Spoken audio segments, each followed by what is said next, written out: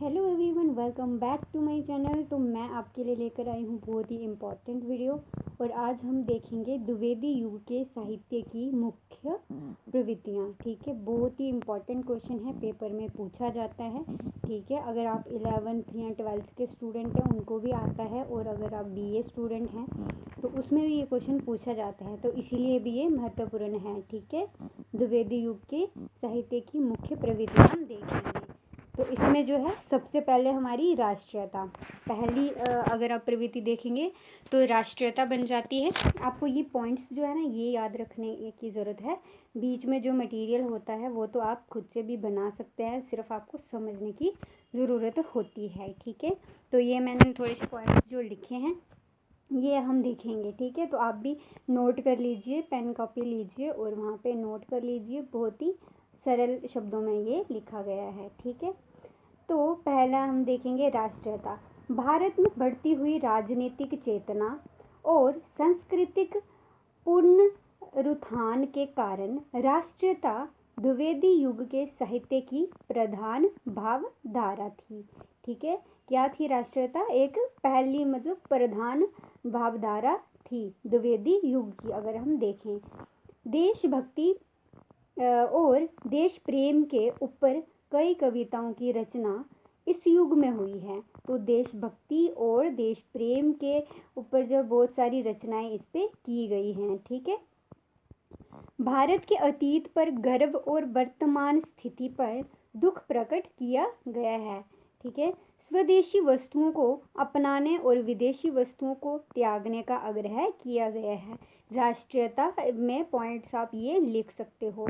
I hope आपको ये समझ में आया होगा। ठीक है, तो चलिए हम सेकंड पॉइंट देखते हैं, सामान्य मानवता। ठीक है, क्या है सेकंड पॉइंट? सामान्य मानवता। ये जो पॉइंट्स हैं ये आपको याद रखने हैं, बाकी सब आप खुद से भी लिख सकते हैं, कोई दिक्कत नहीं होगी।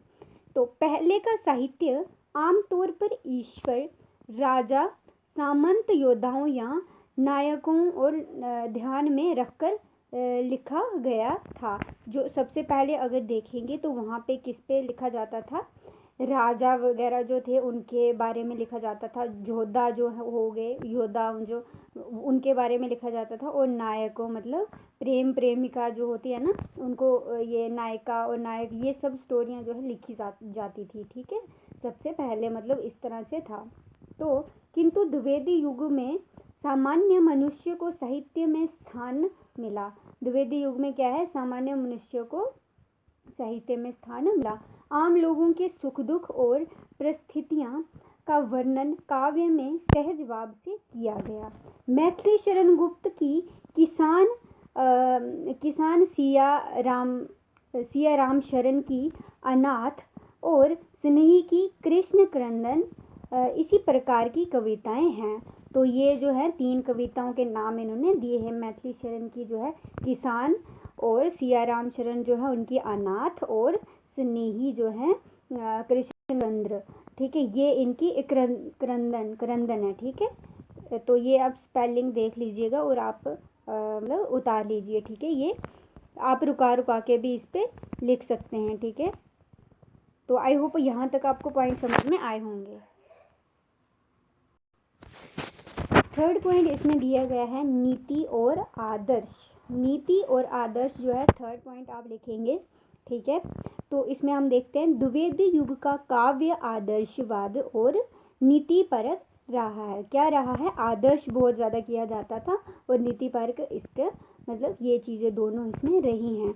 और काव्य में असत्य और सत्य की विजय दिखलाई गई है। तो इसमें सत्य और असत्य सच झूठ। ठीक है, आपको अगर समझ में आए तो। और स्वार्थ त्याग का कर्तव्य पालन, आत्मगौरव आदि ऊंचे आदर्शों की प्रेरणा दी गई है इसमें। ठीक है, आपको ये लैंग्वेज से ही समझ में आ रहा होगा, है ना। तो मैथिली शरण गुप्त का साकेत, हरिओद का प्रिय प्रभास और राम नरेश त्रिपाठी की मिलन जैसी रचनाएं हैं। ठीक है, ये इनकी जो है ये वाली रचनाएं इसमें दी गई हैं और आदर्शों को प्रस्तुत करने के लिए इतिहास पुराण से कहानियों को लिया गया है। ठीक है, ये वाला पॉइंट हमने देख लीजिए। नेक्स्ट पॉइंट जो है 4th पॉइंट है, ये हम देख लेते हैं, वर्ण विषय का विस्तार। तो ये भी एक बहुत ही इम्पोर्टेंट पॉइंट बन जाता है इसमें। ठीक है, तो चलिए, द्विवेदी युग के साहित्य में वर्ण विषय का अधिक विस्तार हुआ है। ठीक है, क्या हुआ है, वर्ण विषय का मतलब बहुत ज़्यादा अधिक जो है विस्तार से इसमें बताया गया है। जीवन के सभी दृश्यों और चीज़ों पर साहित्य लिखा गया है। ठीक है, तो जैसे मेहंदी, मुरली, साधु, बालक, निद्रा, मानव, कामना, विद्यार्थी, दरिद्र जैसे अनेक विषयों पर कविताएं लिखी गई हैं। ये जो एक टॉपिक हैं, तो उन पे जो है कविताएं इस युग में बहुत सारी लिखी गई हैं। ठीक है, ये आपको यहाँ तक समझ में आ गया होगा। नेक्स्ट पॉइंट हम देखते हैं, हास्य व्यंग काव्य, यानी कि जैसे होता है नाटक, जैसे मजाक कह सकते हो, व्यंग्य हो गया मजाक, मतलब मजाक में जो ऐसे। ठीक है, ये समझ में आपको रखना है कि ये व्यंग्य दिया गया है। हाँ, हास्य व्यंग्य मजाक।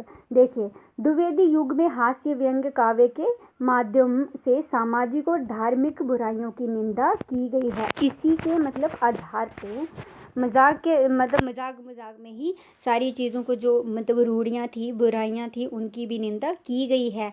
देखिए, साथ ही अपनी संस्कृति छोड़कर विदेशी पश्चात्य वेस्टर्न संस्कृति को अपनाने वालों पर व्यंग्य किया गया है। मतलब उनको जो है व्यंग्य किया है उन पे ना, मतलब जैसे ये होता है ना टिप्पणी करना, या किसी को मतलब बोलना कि ये आपको समझ में आ रहा होगा, किसी को मतलब ये एक रूढ़ी एक हिसाब की, और उस पे जो है इन्होंने व्यंग्य किया कि अपनी चीज़ों को छोड़ के उन्होंने दूसरों की विदेशी चीज़ों को जैसे मतलब अपनाने लगे थे। जैसे वेस्टर्न, जैसे ड्रेस वगैरह है, तो उन्होंने अपने मतलब जैसे भारतीय हैं हम, तो यहाँ पे साड़ी सूट ये सब पहनते हैं, और अंग्रेज़ों की देखा जाए तो वो सब जो ड्रेसेस हैं उन पे इन्होंने ये कहा है। ठीक है, इसमें जो है बुराई उसकी मतलब व्यंग्य किया है उन पे कि ये चीज़ नहीं होनी चाहिए।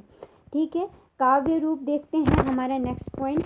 द्विवेदी युग के साहित्य के कवि काव्य रूपों का इस्तेमाल हुआ है। ठीक है, काव्य रूपों का इस्तेमाल हुआ है इसमें, जैसे साकेत जो है वो मैथिली शरण गुप्त, प्रिय प्रभास, हरिओद आदि। मतलब जो मैथिली शरण गुप्त का है वो साकेत है, और प्रिय प्रभास जो है वो हरिओद का है। ये आपको याद रखनी है। फिर हिंदी के कई प्रसिद्ध महाकाव्य भी इस युग में लिखे गए हैं। ये काव्य है जो है ना, साकेत, और ये काव्य हैं। ठीक है, हमने देखा कि ये प्रसिद्ध काव्य माने जाते हैं, और कई प्रसिद्ध खंड काव्य भी लिखे गए हैं इस युग में, जैसे रंग में भंग, ये भी गुप्त जी ने लिखा है, और जो प्रेमादिक जयशंकर प्रसाद ने लिखा है। ठीक है, ये एक मतलब ये प्रसिद्ध खंड काव्य है। ठीक है, ये आपको ध्यान में रखने हैं। अब हम इसकी भाषा देखते हैं कि इसकी भाषा कैसी है। तो द्विवेदी युग में खड़ी बोली हिंदी में ब्रजभाषा का स्थान लिया है। तो इस काल के साहित्य ने खड़ी बोली को भाषा सौंदर्य, मार्दव, कोमलता और अभिव्यंजना क्षमता, विचारों या भावों को शब्दों या संकेतों द्वारा ठीक तथा स्पष्ट रूप से प्रकट किया है। तो ये इसकी भाषा बहुत सरल है, और जो इसमें जो है ये हिंदी भाषा जो है वो खड़ी बोली भी उसको कहते थे पहले। ठीक है, तो ये आपको परेशान नहीं होना कि क्या चीज़ है। ठीक है, तो ये आपको यहाँ तक आपको समझ में आया होगा। आई होप आपको ये पूरी तरह से ये क्वेश्चन जो है आपको समझ में आ गया होगा। ठीक है, अगर वीडियो अच्छी लगी है तो लाइक कीजिए, और पहली बार चैनल पे आए हैं तो सब्सक्राइब भी कर दें, सपोर्ट कीजिए मेरे चैनल को। ठीक है, ओके, बाय बाय।